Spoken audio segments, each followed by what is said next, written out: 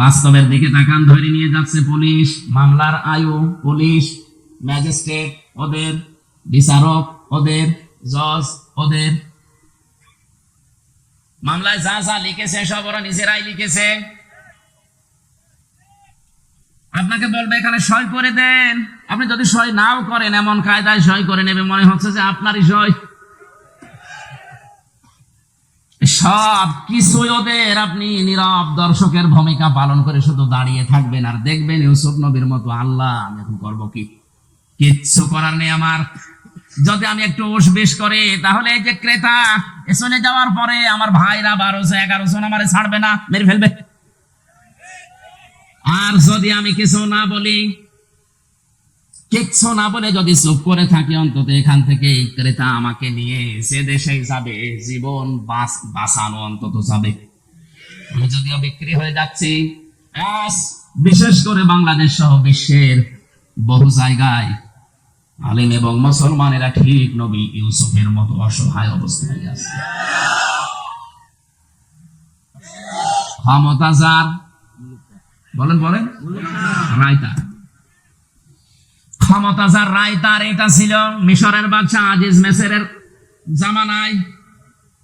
হযরতে ইউসুফ নবীকে বাজার থেকে কিনে তার স্ত্রীর কাছে একজন দিয়ে গেল, স্ত্রীকে উপহার দিল। আস্তে আস্তে তিনি যৌবন পেলেন। হযরতে ইউসুফ নবী আলাইহিস সালাম যখন বড় হতে লাগলেন, জুলাইখা নামে, আমি ঘটনা বলার উদ্দেশ্য না, আমার এখান থেকে শিক্ষা বের করা একটা উদ্দেশ্য, খুব খেয়াল করেন। আল্লাহ রাব্বুল আলামিন বলেন, আকালাল্লাযী ইশতারাহু মিন মিসর লিমারাআতিহি আকরিমি মাসাওয়াহু আসা আইয়ানফাআনা আও নাত্তাখিযাহু ওয়ালাদা। এসার কথা হচ্ছে, এই মহিলা তার স্বামীকে বলেছে, এই ছোট্ট সন্তানটাকে হয় আমরা নিজের সন্তান হিসাবে গ্রহণ করি, অথবা এই সন্তান আমাদের অনেক উপকারে লাগবে। আল্লাহ পাক বলেন, এভাবে করে আমি ইউসুফকে প্রতিষ্ঠিত করলাম তার বাড়িতে। অথচ তার ভাইরা যখন তাকে বিক্রি করে দিচ্ছিল, সে সময় প্রায় 3টা কথা তার নামে তহমত লাগিয়েছিল। 1 নম্বরে বলেছে, আমাদের একটা গোলাম বাড়ি থেকে চুরি করে পালিয়ে যায়, এই জন্য আমরা বিক্রি করে দিচ্ছি। 2 নম্বরে বলেছিল, এই গোলামের চরিত্র ভালো না। 3 নম্বরে বলেছিল, এই গোলাম আমাদের অনেক কিছু চুরি করে পালাচ্ছিল। ইউসুফ নবীর চরিত্রের বিরুদ্ধে যে 3টা কথা তার ভাইরা বলেছিল, একটাও সত্য। অথচ হযরতে ইউসুফ ওই সময় ছোট মানুষ, 12 বছর বয়স, কিচ্ছু বলেন নাই, খালি শুনছিলেন আমার ভাইরা বলছে কি। আজও পৃথিবীতে অনেক জায়গায় এমন আছে, আমাদের বিরুদ্ধে যে কথাগুলো বলা হয়, শুধু শোনা ছাড়া প্রতিবাদ করার কোনো জায়গাও আমাদের নেই। আল্লাহ রাব্বুল আলামিন বলেন, অনুরিদু আন্নামুন্না আলাল্লাযীনা ইসতাদঈফু ফিল আরদি ওয়া নাজআলাহুম আইম্মাতাও ওয়া নাজআলাহুমুল ওয়ারিসিন। সূরা কাসাসের 5 নম্বর আয়াতে আছে, ফেরাউন চেয়েছিল এই পৃথিবীর ময়দান থেকে একটা মাত্র দলকে ধ্বংস করে বিদায় করে দিতে পারলে আমার সবকিছু টিকে থাকবে। ওই দেশে বিভিন্ন দল বেদলে মানুষদেরকে বিভক্ত করে দিত। আজ আমাদের এক জায়গায় অনেকেই হতে দিতে চাচ্ছে না। ছোটখাটো বিষয় নিয়ে দল বিদলে বিভক্ত করে আমাদেরকে ফেরাউনের মতো আলাদা আলাদা করে শক্তি হারিয়ে ফেলছে। ফেরাউন চেয়েছিল এরা যদি সব এক হয়ে যায় তাহলে আমার রাজত্ব টিকবে না, এই জন্য ছোট ছোট বিষয় নিয়ে মতভেদ তৈরি করে আলাদা আলাদা দল বানিয়ে, ওই সমস্ত কোন দলের উপরে ফেরাউনের টার্গেট ছিল না, শুধুমাত্র একটা দলকে টার্গেট করেছিল, সেটা হবে মুসা আলাইহিস সালামের দল। আজও বিশ্বের অনেক জায়গাতে আপনি তাকান, যে বিষয় শরীয়তে মরণের পরে কবরে ওই বিষয়ের প্রশ্ন হবে না, এরকম বিষয় নতুন করে সামনে এনে উনি আলাদা দল বানিয়েছে। উনি আল্লাহু আকবার বলে হাত বাঁধে বুকে, উনি আলাদা। অথচ মরণের পরে আপনাকে আল্লাহ কিন্তু জিজ্ঞাসা করবে না, হাত কোথায় বাঁধছিস বল, বলবে না। আপনি যদি শুধু আল্লাহু আকবার বলে হাত ছেড়ে দেন তাও অসুবিধা নেই, আর যদি বুকে বাঁধেন তাও অসুবিধা নেই, যদি নাভিতে বাঁধেন তাও অসুবিধা নেই, যেখানে সেখানে বাঁধলেই নামাজ হবে, ছেড়ে দিলেও সমস্যা না। ইমাম আহমদ ইবনে হাম্বল রাহমাতুল্লাহ আলাইহি তার মাযহাব যারা মেনে চলে তারা দেখেছি সৌদি আরবে কাবা শরীফে মসজিদে নববীতে আল্লাহু আকবার বলার পরে হাত ছেড়ে দিয়ে দাঁড়িয়ে আছে। আমি প্রথমে জানতাম না, কাবা শরীফে নামাজ পড়তে গিয়ে যদি আল্লাহু আকবার বলে হাত ছেড়ে দাঁড়িয়ে আছে, আমি মনে করছি ওর মনে নেই, খালি গোতা মারছে। ও তো আমার ভাষা বলছে না। নামাজ শেষ পর্যন্ত ছেড়ে দিয়েছে, কালো আফ্রিকায় বাড়ি, আমার দিকে তাকিয়ে বলছে কি, মানে ওর ভাষা দিয়ে যে কি, আমি কোথাদের কেন? আচ্ছা, এই নিয়ম তো অন্তত আমাদের দেশে আমি পাইনি। হাত আপনি বুকে বাঁধেন নাই, নাবিতে বাঁধেন, হচ্ছে ছেড়ে দিয়ে দাঁড়িয়ে আছেন, এটা তো আমি জানতাম না আগে। পরবর্তীতে আমার সাথে যারা ছিল তারা বলছিল যে এরা এই মাযহাব মেনে চলে, অসুবিধা নেই। আমার ভাইরা, আপনি মিলান এ বিষয়টা নিয়ে কবরে আপনাকে প্রশ্ন করা হবে না, এটা আপনার সিলেবাসেও নেই। সিলেবাসে যে 5টা বিষয় আছে, আমি সামনে আসবো, ওর ভেতরে এইটা অন্তত নেই। অথচ আমিন জোরে বলবেন না আস্তে বলবেন, এই নিয়ে একদল আলাদা হয়ে মসজিদ পর্যন্ত আলাদা বানিয়েছে। এটা ইহুদি খ্রিস্টান বাদ দিলাম, অনেক নামধারী মুসলমান মুনাফিকেরা সূক্ষ্ম ষড়যন্ত্র করে এই ছোটখাটো জিনিস দিয়ে আমাদের আলাদা আলাদা করে আমাদের শক্তি হারিয়ে ফেলেছে। ওয়াতিউল্লাহ ওয়া রাসূলাহু ওয়া লা তানাসাউ ফাতাফশালু ওয়া তাযহাবা রিহুকুম ওয়াসবিরু ইন্নাল্লাহা মা'আস সাবিরিন। সূরা আনফালের 10 নম্বর পারা 2 নম্বর পৃষ্ঠার 1ম নম্বর লাইনে আছে, আল্লাহ পাক বলেন, আল্লাহর ইতাআত করো, রাসূলের আনুগত্য করো, সাবধান তোমরা নিজেরা নিজেদেরকে বিচ্ছিন্ন করে ফেলো না, তোমরা পরস্পর মতবিরোধ তৈরি করো না, তাহলে তোমাদের হাওয়া কমে যাবে।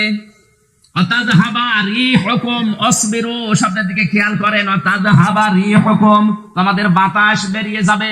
বাতাস বেরানো মানে, আমি আয়াতের তাফসীর পড়ার পরে বুঝতেছিলাম না।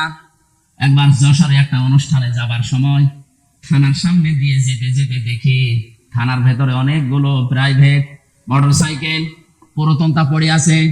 নিচের দিকে তাকিয়ে দেখলাম অধিকাংশ মোটরসাইকেল প্রাইভেটের চাকায় হাওয়া নেই, আর হাওয়া না থাকলে ওগুলো সব মুখ থুবড়ে পড়ে থাকে।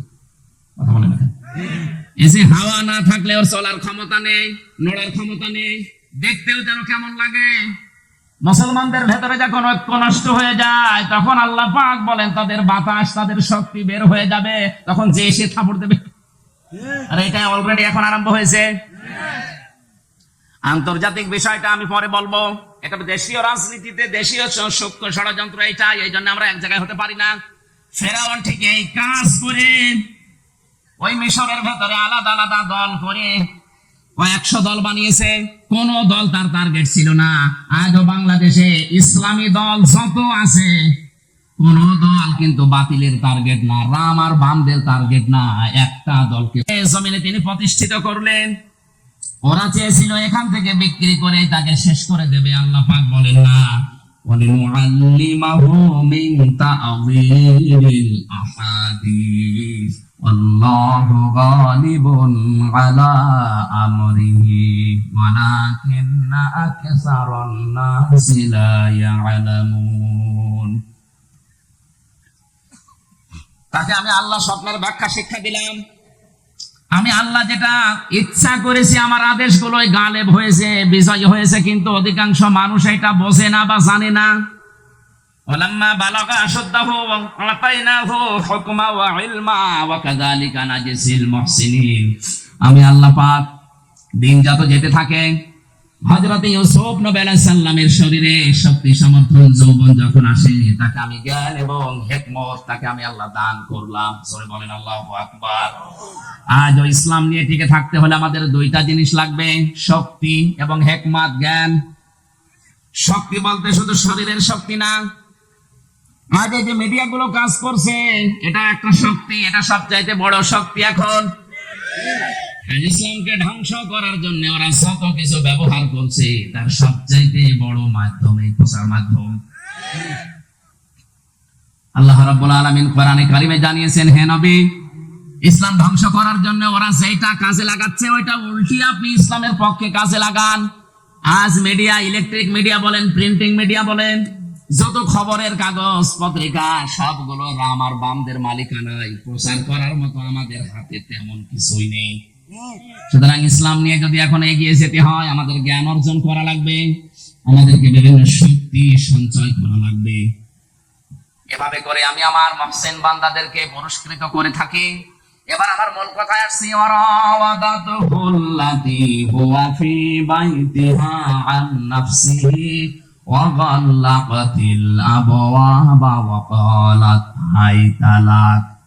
হযরত ইউসুফ যখন যৌবনে পদার্পণ করলেন, ওই বাড়ির মালিক যে জুলাইখা, যার নাম, নবী ইউসুফকে আল্লাহ এত সৌন্দর্য দান করেছিলেন, তাফসীরে পেয়েছি দুইজন পুরুষকে আল্লাহ সবচাইতে বেশি সুন্দর করে দুনিয়ায় পাঠিয়েছেন। তার ভেতরে ইউসুফ নবী দ্বিতীয়, এক নাম্বারে ছিলেন আমাদের নবী মুহাম্মদ রাসূলুল্লাহ। চারজন মহিলাকে আল্লাহ এই দুনিয়াতে সবচাইতে সুন্দরী করে বানিয়েছিলেন। কিয়ামত পর্যন্ত এরকম মানুষকে আল্লাহ পাঠাবেন না। তার এক নাম্বারে হযরত হাওয়া আলাইহিস সালাম, এত সুন্দর মানুষ দুনিয়ার আসবে না। দুই নাম্বারে জুলাইখা, তিন নম্বরে রানী বিলকিস, চার নম্বরে বিশ্বনবীর ছোট মেয়ে হযরত ফাতিমাতুজ জাহরা রাদিয়াল্লাহু তাআলা আনহা। এই যে দুই নম্বরে যার নাম বললাম জুলাইখা, এও ছিল বিশ্ব সুন্দরী ওই সময়। এই মহিলা একটা একটা করে দরজা সবগুলো বন্ধ করে দিয়ে একেবারে উপরে ইউসুফ নবীকে একান্তে ডাক দিয়ে বলে, আসেন। হযরত ইউসুফ নবী আলাইহিস সালাম যেখানে ছিলেন পরিবেশ তার কন্ট্রোলে ছিল, কারণ 7টা দরজায় বন্ধ। কয়টা? আমি ঘটনা বলবো, এই জন্য আয়াত পড়িনি, আমি একটা শিক্ষা দিতে চাই। ইউসুফ নবী যেখানে ছিলেন সব তার পক্ষে ছিল, এমনকি কাজের যে মহিলাটা, জুলাইখার যে কাজের মেয়ে লোকটা আছে, বাদী যে দাসী যে কাজ করে দিত, সেই মহিলাও এই কাজের পক্ষে, অসুবিধা নেই। মহিলা ডাক দিচ্ছে, ওয়াকালাত হাইতা লাক, আসেন আমার দিকে। হযরত ইউসুফ আলাইহিস সালাম বললেন, ইন্নী আখাফুল্লাহ, আমি আল্লাহকে ভয় পাই। ক্বালা মাআদাল্লাহি ইন্নাহু রাব্বি আহসানা মাসওয়ায়া ইন্নাহু লা ইফলিহুজ জালিমুন। একটু খেয়াল করেন, হযরত ইউসুফ নবী বললেন, আমি আল্লাহর সাহায্য চাই। জুলাইখা ডাক দিয়ে বলছে, আল্লাহর সাহায্য তো আমিও চাই। এখানে আপনি যেটা করবেন কেউ জানতে পারবে না, কেউ দেখতেও পারবে না। আপনি মনে মনে করছেন আমার দেবতা দেখছে, এই যে দেবতার মাথার উপরে আমি কাপড় দিয়ে দিলাম, আর দেখতে পারবে না। ইউসুফ নবী ওই সময় বলেছিলেন, আল্লাহর বান্দী, এই মাটির মূর্তিগুলো কাপড় দিয়ে হয়তো ঢাকা যায়, কিন্তু আমি এমন একজন সত্তার ইবাদত করি, যার মুখ যার চোখ কখনো কাপড় দিয়ে বন্ধ করা যায় না। হযরত ইউসুফ আল্লাহর সাহায্য চেয়েছিলেন। এত বড় কঠিন যৌবনে পরীক্ষা চলছে, যেটা একটা যুবক মানুষের জন্য এই জায়গা থেকে বেঁচে থাকা কতটা কঠিন, যাদের যৌবন আছে তারা জানে। হযরত ইউসুফ নবী কঠিন মুহূর্তে তিনি আল্লাহর সাহায্য চাই কথা বলেছিলেন কেন? অথচ তার পরবর্তীতে আল্লাহ পাক বলেন, লাকাদ হাম্মাত বিহি ওয়া হাম্মা বিহা লাউলা বুরহানা রাব্বি। এমন একটা পরিবেশ তার কোন অনুকূলে ছিল। তিনি একজন নবী, নবীদের শরীরে এমনিতে যৌবন বেশি, সাধারণ মানুষের চাইতে নবীদের শরীরে যৌবন কমপক্ষে 27 গুণ বেশি থাকে। কত? আল্লাহর নবীর এই ডান হাতে এই দুনিয়ার 100 মানুষের শরীরে যে শক্তি আছে, তার ডান হাতে এই শক্তি ছিল।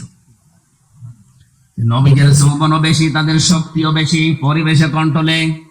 যেমন তেমন মহিলা না, বিশ্ব সুন্দরী। আল্লাহ রাব্বুল আলামিন বলেন, হযরত ইউসুফও কিন্তু মানুষ হিসাবে রাজি হয়ে গিয়েছিলেন, আর ওই মহিলা তো আগেই রাজি। এই আয়াতের কথা যা বলছে ঠিক আছে? আমি যে বললাম লাকাদ হাম্মাত বিহি ওয়া হাম্মা বিহা, ইউসুফ নবীও রাজি, জুলাইখাও রাজি, ঠিক আছে?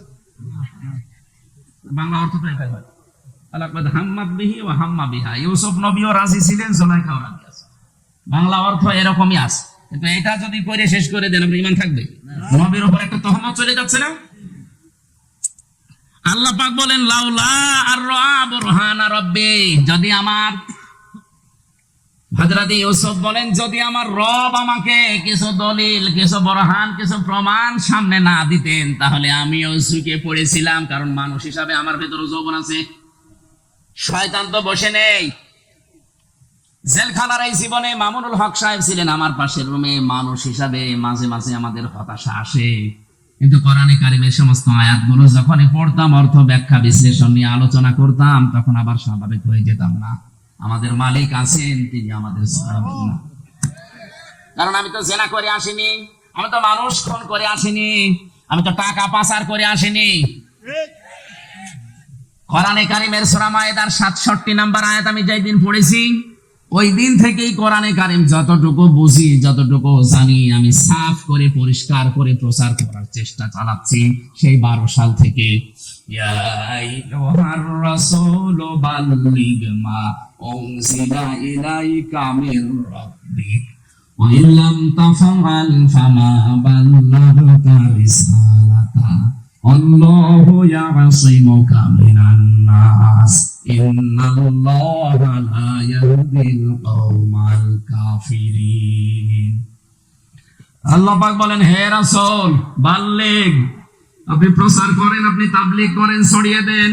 কি ছড়াবেন, কি প্রচার করবেন? মা উনজিলা ইলাইকা মির রাব্বিক, আপনার রবের পক্ষ থেকে যেটা নাযিল হয়েছে। এই আয়াত প্রমাণ করে পৃথিবীতে তাবলীগ করা ফরজ কোরআনের। কিসের? আরো জোরে বলেন, কিসের? পৃথিবীর কোন মানুষের তাবলীগ করা ফরজ না, জায়েজও না। এমনকি কোন মানুষ যদি মারা যায়, সর্বোচ্চ 3 দিন তার স্ত্রী তার জন্য শোক পালন করবে। কয়দিন? সাধারণ মানুষ যত মারা যাবে সর্বোচ্চ 3 দিন, আর স্বামী মারা গেলে 40 দিন। 4 মাস 10 দিন পরে সে অন্য জায়গায় বিয়ে করে আগেরটা ভুলে, একেবারে ভুলে যে নতুন করে সংসার করবে, কোনো অসুবিধা নেই। বলেন তো, দুনিয়ায় শুধু স্বামী ছাড়া পৃথিবীর মা বাবা মারা গেলেও না সর্বোচ্চ 3 দিন, এরপরে কোনো শোক নেই। অথচ বছরে বছরে আমরা শোক পালন করে করে একেবারে কিয়ামত পর্যন্ত মানুষ পালন করবো। আপনি কোন ইসলাম পালন করছেন? এজন্য আমাদের তাবলীগ যদি হয়, প্রচার যদি হয়, শুধুমাত্র প্রচার হবে, তাবলীগ হবে কোরআনের। তাছাড়া দুনিয়ার কারো প্রচার করা, প্রসার করা, প্রশংসা করা যায় নেই। কিসের প্রশংসা করা দরকার আপনার? ওয়াইল্লাম তাফআল ফামা বাল্লাগতা রিসালাতা, হে নবী, আপনার উপর যে কোরআন আমি দিলাম, এটা যদি প্রচার না করেন, তাবলীগ না করেন, আপনি যেন রিসালাতের দায়িত্বই পালন করেননি। আল্লাহ এতটুকু বলে কিন্তু শেষ করেননি। আল্লাহ জানে যে ঝামেলা সামনে আছে, এই জন্য বলেন আল্লাহু ইয়াসিমুকা মিনান নাস। ইয়াসিমু এটা মুজারে, বর্তমান, ভবিষ্যৎ, প্রেজেন্ট, ফিউচার। আমি জানি যে আপনার উপরে বিপদ আসবে তাবলীগ করতে গেলে কোরআনের। আমি যেটা নাযিল করেছি এর তাবলীগের, প্রচারের, প্রসার যদি আপনি করতে চান, ঝামেলায় পড়বেন, বিপদ আসবে। আমি আল্লাহ গ্যারান্টি দিলাম আপনাকে, আমি আল্লাহ নিজে বাঁচাবো। শুধু বাঁচিয়েছেন দুনিয়ায়, ওই 82 বার তাকে ডাইরেক্ট হত্যা করতেছিল, এই জায়গায় তা না। মরণের পরে ইহুদিরা তার লাশ চুরি করতে চেয়েছে, আল্লাহ তাও বাঁচিয়েছেন। কথা বলেন ঠিক কিনা? আল্লাহ ইয়াসিমু যেহেতু মজারে দিয়েছেন বর্তমান এবং ভবিষ্যৎ। ভবিষ্যৎ বলতে কিয়ামত পর্যন্ত কোরআন থাকবে। সুতরাং কিয়ামত পর্যন্ত কোরআনের সঠিক তাবলীগ যদি কেউ করে, ও যত বড় বিপদে পড়ুক না কেন, শহীদ করে হলেও তাকে আল্লাহ সাহায্য করবে। অনেকেই মনে করে যে জেলখানা গিয়ে শহীদ হয়ে গেল, ওর জীবন শেষ হয়ে গেল, মারা গেল না।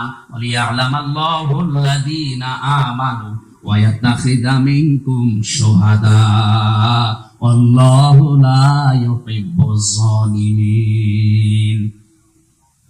সূরা আলে ইমরানের ভেতরে 140 নম্বর আয়াতে আছে, আল্লাহ পাক বলেন, যার জীবন যৌবন আমার পছন্দ হয়, যার প্র্যাকটিক্যাল লাইফ আমার কাছে ভালো লাগে, ওকে সাধারণ ভাবে মরণ দেয় না, ওদেরকে আমি আল্লাহ শাহাদাতের মরণ দিয়ে ধন্য করি। এই লোকটা যদি এখন মারা যায়, ঈমান নিয়েও যদি মরে, কবরে দিয়ে দেবেন, কবরে উনি ঘুমিয়ে পড়বে, এতটুকুই শেষ, আর কিছু নেই। কিন্তু যদি শহীদ হয়ে মরতে পারে, কবরে যাবার পরে আমার আল্লাহ নিজে ওনাকে খাওয়াবে। আরো আসতে বলেন, 50 বছর কোরআনের দাওয়াত দিয়ে যদি ঈমান নিয়ে শুধুমাত্র বাড়িতে বসে বসে মরেছে, তো মরণের পরে কবরে ঘুমিয়ে থাকতো কিয়ামত পর্যন্ত, এই শেষ। কিন্তু আল্লাহ এটা চাইনি। আল্লাহ তার জীবন যৌবনকে, তার কর্মজীবন, প্র্যাকটিক্যাল লাইফ এটা পছন্দ করেছে, এই জন্য সাধারণ ভাবে মরণ না দিয়ে শাহাদাতের মরণ দিয়ে ধন্য করেছে। আমরা মনে করছি কোন মরে গেল, না, মরে যায়নি।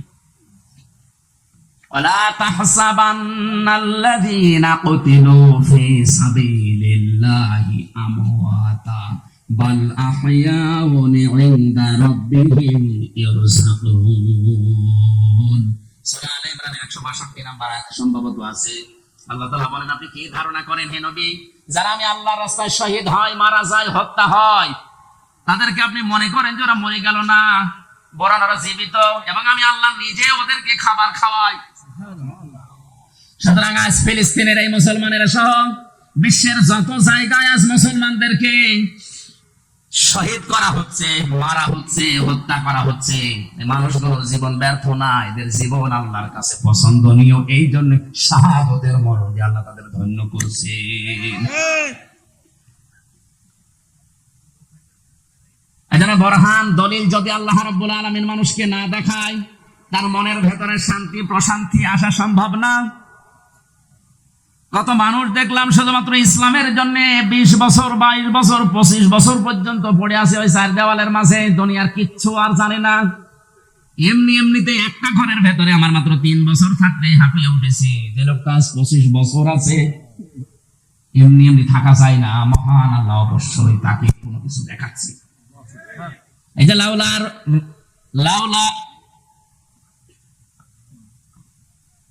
কোরআন শরীফ কি ভুল নাকি এই জায়গায়? লাউলা আর রা বুরহানা রাব্বি, যদি তার রব তাকে কিছু দলিল আর প্রমাণ না দেখাতেন তাহলে তিনিও কিন্তু যৌবনের তাড়নায় ঢুকে পড়েছিলেন। কি দেখিয়েছেন? তাফসিরে 3টা কথা আছে। 1 নম্বরে হযরতে ইয়াকুব আলাইহিস সালামকে আল্লাহ রাব্বুল আলামিন বলেন, ওয়ানজালনা ইলাইকা যিকরা লিতুবাজ্জিনা লিন-নাসি মা নুযিলা ইলাইহিম ওয়া লাআল্লাহুম ইয়াতাফাক্কারুন। সূরা নাহলের 44 নম্বর আয়াতের শেষের দিকে আছে, এই কোরআন এই জিকির আমি আল্লাহ আপনার কাছে এই জন্য নাযিল করেছি, স্পষ্ট ভাষায় মানুষের কাছে দলিল প্রমাণ দিয়ে আপনি উপস্থাপন করবেন। যারা শুনতে আসবে তাদেরও দায়িত্ব দিলাম, ওয়ালাআল্লাহুম ইয়াতাফাক্কারুন। ওই মানুষগুলো বাড়িতে যেয়ে যেন চিন্তা ভাবনা করে যে আসলে কি শুনলাম আর কি করা দরকার। তাহলে আমার দায়িত্ব সূরা নাহলের 90 নম্বর আয়াতের সঠিক ব্যাখ্যা বিশ্লেষণ সুন্দরভাবে উপস্থাপন করা, আর আপনাদের দায়িত্ব হচ্ছে এই কথাগুলো নিয়ে চিন্তা ভাবনা করে প্র্যাকটিক্যাল লাইফে কাজে লাগানো। এই কথা বলে না কেন?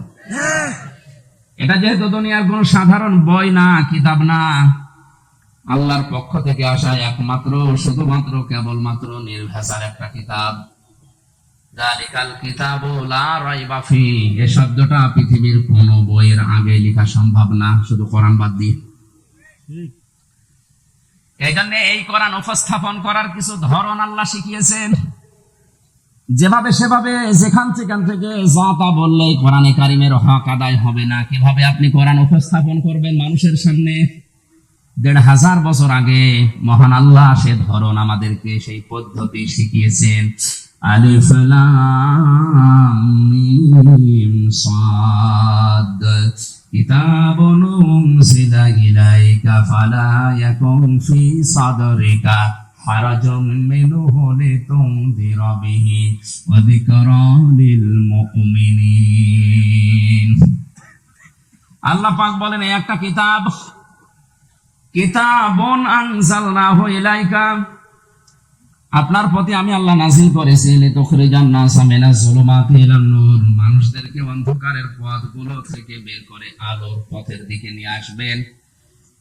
আল্লাহর এই কোরআন বাদ দিয়ে দুনিয়ার যত নিয়ম নীতি আছে আল্লাহর ভাষায় সব অন্ধকার, একমাত্র আলোর নাম হচ্ছে কোরআনে কারীম। সুবহানাল্লাহ। এটা উপস্থাপন করার ধরনের প্রথম নম্বরে কিতাবুন উনজিলা ইলাইকা ফালা ইয়াকুন ফি সাদরিকা হারাজুন, হে নবী এই কোরআন দিয়ে যখন মানুষদেরকে আপনি সতর্ক করবেন, উপদেশ দেবেন, নসিহত লাগাবেন, আপনার মনের ভেতরে যেন কোনো সংকীর্ণতা, সংশয়, সন্দেহ এগুলো কাজ না করে। হারাজন শব্দের ব্যাখ্যা লিতুনজিরা, হারাজুম মিনহু লিতুনজিরা বিহি, এই শব্দটুকুর ব্যাখ্যায় আমি 2টা বিষয় পেয়েছি তাফসীরে। 1 নম্বরে মুফাসসির দিয়েছেন কোরআন দিয়ে যখন আপনি সতর্ক করবেন, হয়তো পৃথিবীর অনেক মানুষ এটা মেনে নিতে পারবে না, কারণ আবহমান কাল থেকে তারা একটা নিয়ম নীতির উপর চলছিল। কোরআনে কারীম দিয়ে যখন সঠিকটা তুলে ধরবেন ওইটার উপরে আঘাত লাগবে। আঘাত লাগার কারণে সেই মানুষগুলো বিরোধিতা করবে। এতদিন সেই মানুষেরা আপনাকে চাকরি দিত, বেতন দিত, ভাতা বাড়িয়ে দিত, আপনার হাদিয়া তো ফালাকাত, তারা আজ এই কথাগুলো শোনার পরে ওগুলো বন্ধ করে দিতে পারে। এইটা বাস্তব পৃথিবীতে এখন হচ্ছে না? কোরআনের সঠিক কথাগুলো তুলে ধরলে অনেক মানুষ যারা মানধাত আমল থেকে চলে আসছে, যুগ যুগ ধরে যারা নিয়ম নীতি ইসলাম মনে করে পালন করছে, তারা মনে করবে এটা তো নতুন ইসলাম, এ তো কোনোদিন শোনেনি। আগে পড়তো আলিফ বে তে সে, পড়তো আগে। এখন সদ্য করে যদি বলেন আলিফ বা তা সা, এ আবার কি নিয়ম বানিয়েছে হুজুরা, নতুন নতুন ইসলাম বানায়, এটা কি নতুন ইসলাম? এটা সঠিকটা।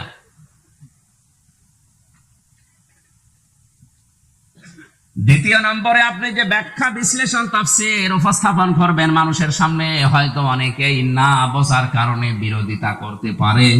এই ধরনের মানুষ কম। না এটা বোঝে না, এই জন্য বিরোধিতা করে। বুঝলে অন্তত মুসলিম যারা, তারা বিরোধিতা করার কথা না, নাস্তিকদের কথা বাদ দিলাম। এতটুকু আল্লাহ শেষ করে দেননি। পরবর্তী আয়াতে আল্লাহ পাক বলেন, ইত্তাবিউ মা উনজিলা ইলাইকুম মির রাব্বিকুম ওয়া লা তাত্তাবিউ মিন দুনিহি আউলিয়া ক্বালিলাম মা তাযাক্কারুন। তোমরা সবাই মিলে অনুসরণ করো, ইত্তেবা করো, দেখে দেখে চলো। তাবউন শব্দের শাব্দিক অর্থ হচ্ছে অনুসরণ করা, অনুকরণ করা, দেখে দেখে চলা। তোমাদের প্রতি তোমাদের রবের পক্ষ থেকে যেটা নাজিল হয়েছে সেইটা দেখে দেখে তোমরা চলো। ইব্রাবাসী আমরা সবাই জানি আমাদের রবের পক্ষ থেকে যেটা আমাদের উপরে এসেছে তার নাম এক বাক্যে বলেন কি? বলেন। এতটুকু আল্লাহ শেষ করেননি। ওয়ালা তাত্তাবিউ, অনুসরণ করা যাবে না, ইত্তেবা করা যাবে না, মেনে চলা যাবে না, দেখে দেখে চলা যাবে না।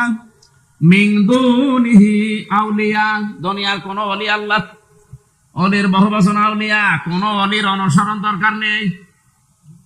এরকম বাংলা ব্যাখ্যা শোনার পরে মনে হচ্ছে আল্লাহ মনে হয় ওলিদের বিরুদ্ধে। কি আল্লাহ ওলিদের বিরুদ্ধে? অথচ কোরআনে সূরা ইউনূসের ভেতরে আছে ৬২ নম্বর আয়াতে, আলা ইন্না আউলিয়া আল্লাহি লা খাউফুন আলাইহিম ওয়া লা হুম ইয়াহজানুন। সাবধান, জেনে রাখো আমি আল্লাহর ওলি যারা, বন্ধু যারা, তাদের কোনো ভয়ও নেই, চিন্তাও নেই। জোরে বলেন আল্লাহু আকবার। আল্লাহু আকবার। এই আয়াতের সাথে আয়াতের মিলছে না। অথচ কোরআনে কারিমে আল্লাহ এমন কোন কথা দেয়নি যে একটার সাথে আরেকটা কন্ট্রাডিকশন বাঁধবে, মিলবে না, এমন কোন কথা কোরআনে নেই। ওয়ালাউ কানা মিন ইনদি গায়রিল্লাহি লাওয়াজাদু ফীহি ইখতিলাফান কাসীরা।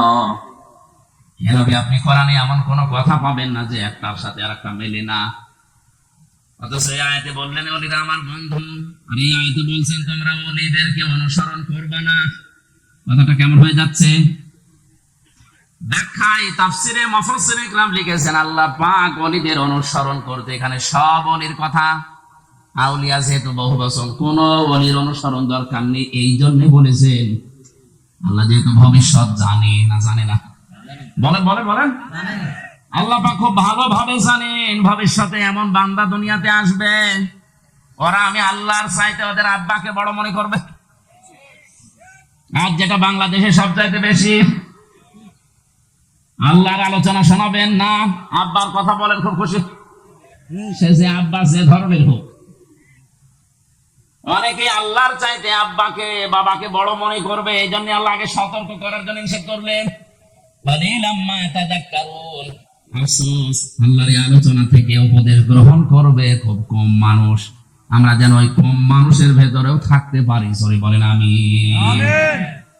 সূরা নাহলের এই ৯০ নম্বর আয়াতে আল্লাহ পাক ৬টা বিষয় আলোচনা করেছেন, ৩টা আদেশ আর 3টা নিষেধ। আল্লাহর আদেশ মানাও ফরজ, নিষেধ মানাও ফরজ। বলেন না কেন? ৬টা ফরজ আয়াতে আছে।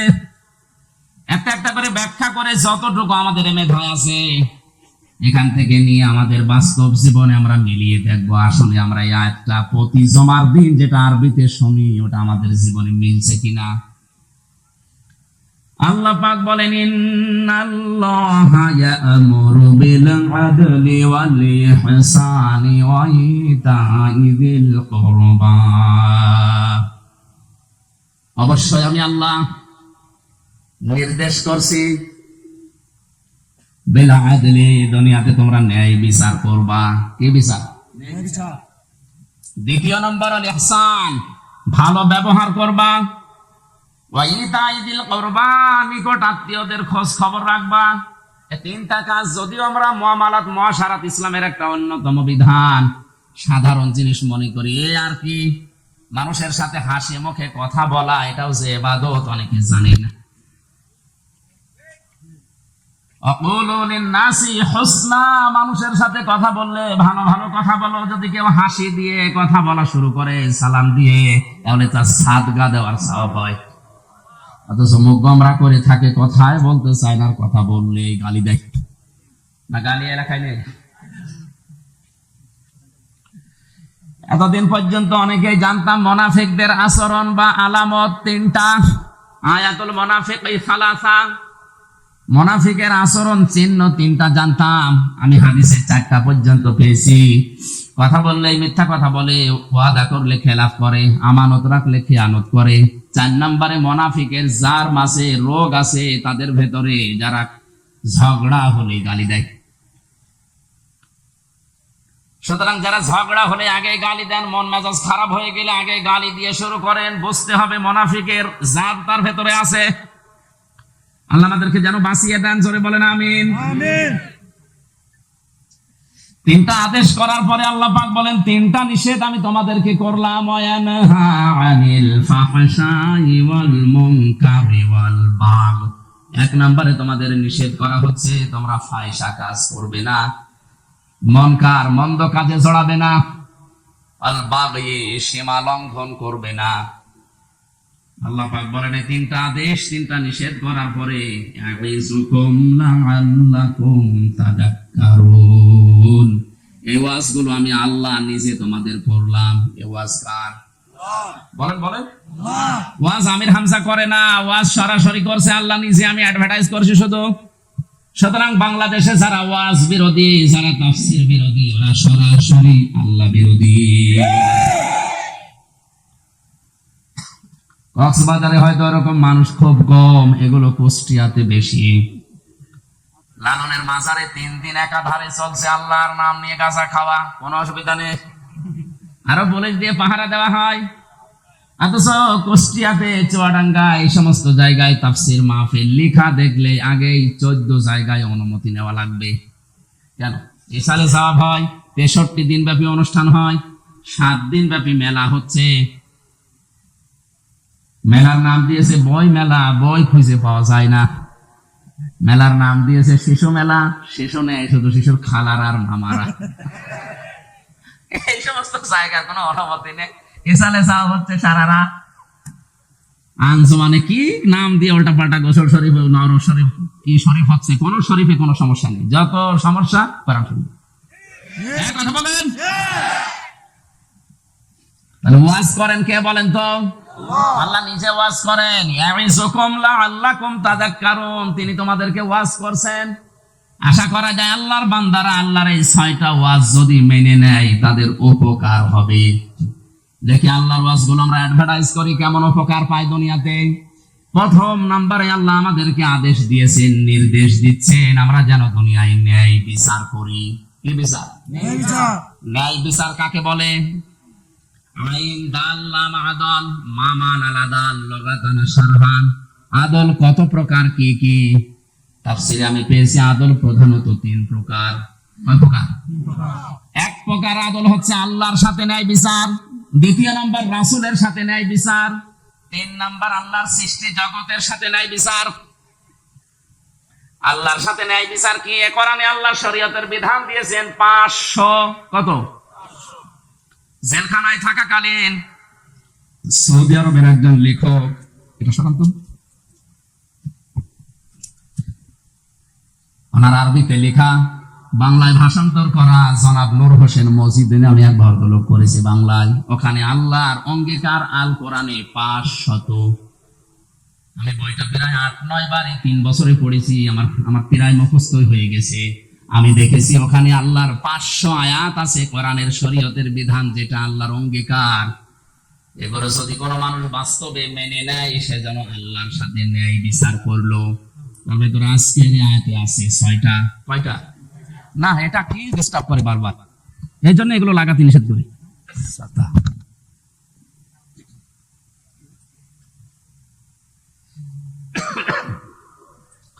সুবহানাল্লাহ, আলহামদুলিল্লাহ, লা ইলাহা ইল্লাল্লাহ, সুবহানাল্লাহ, আলহামদুলিল্লাহ, লা ইলাহা ইল্লাল্লাহ, লা ইলাহা ইল্লাল্লাহ, মুহাম্মাদুর রাসূলুল্লাহ। আমার ভাইরা, তাহলে আল্লাহর সাথে আদল আজকের এই 6টা বিধানও যদি আমরা অন্তত বাস্তবে মিলাতে পারি, তাও কিছুটা হলো আল্লাহর সাথে ন্যায় বিচার হবে। দেখি সামনে যাই। 2 নম্বর ন্যায় বিচার রাসূলের সাথে। বিশ্ব নবী মুহাম্মদ রাসূলুল্লাহ 40 থেকে 63 এই 23টা বছরে তিনি যা করেছিলেন, ওইটা আপনার প্র্যাকটিক্যাল লাইফে মেনে নেওয়ার নাম ন্যায় বিচার। হ্যাঁ, এখন অনেকে বলতে পারে আমি কিন্তু প্রথম 1 থেকে 40 পর্যন্ত মানি। কোরআন হাদিসে 1 থেকে 40 পর্যন্ত আপনি যদি নবীজিকে না মানেন, আপনি জাহান্নামে যাবেন এমন কথা আমি পাইনি। কিন্তু 40 থেকে 63 এই 23 বছরের একদিনও যদি আপনি না মানেন, আপনার খবর আছে। কথাগুলো বোঝার চেষ্টা করেন।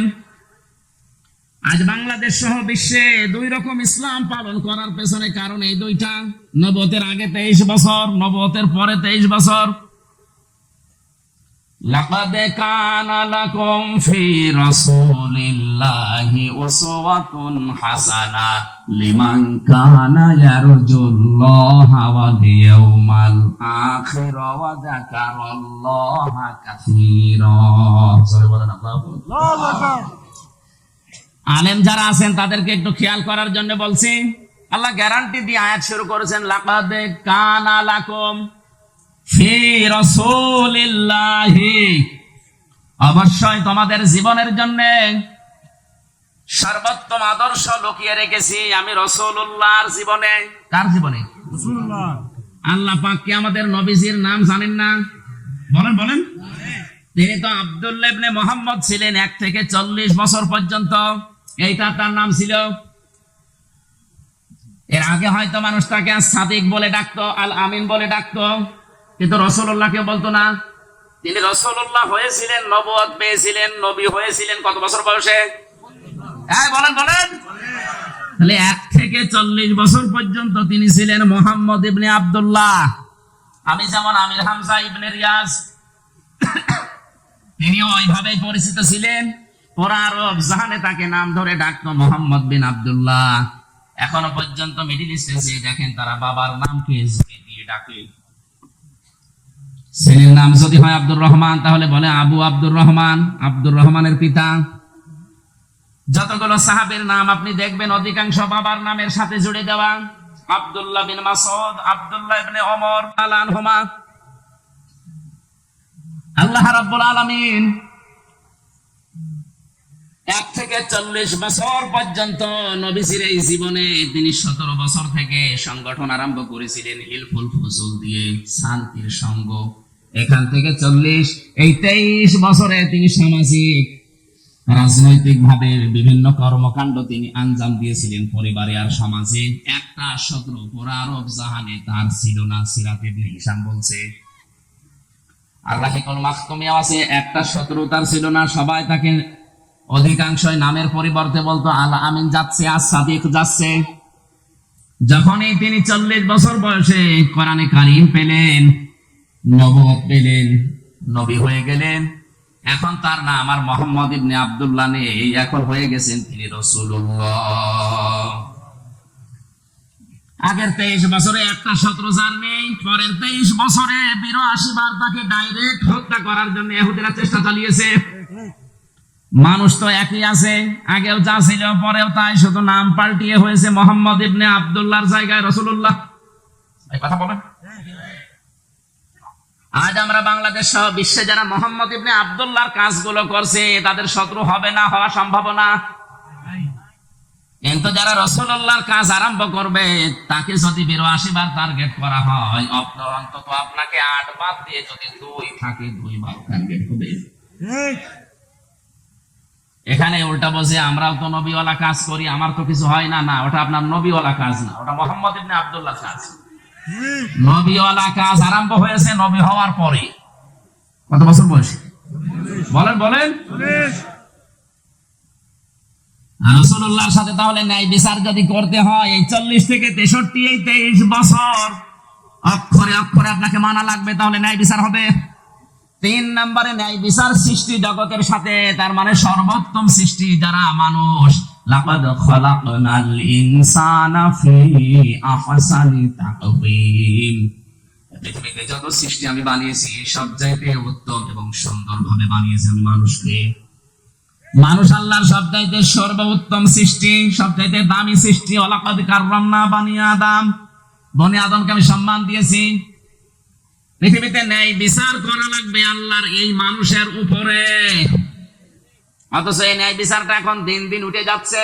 জোর যার মুল্লুক তার, জোর যার মুল্লুক তার, ক্ষমতা যার রায় তার, ক্ষমতা যার রায় তার। এই কারণে আমি 3 বছর ভেতরে, এটা যদি না হতো তাহলে এতদিন আমারে বেকার এই ছোট্ট ঠুনকো মামলা নিয়ে 3 বছর থাকা লাগতো না।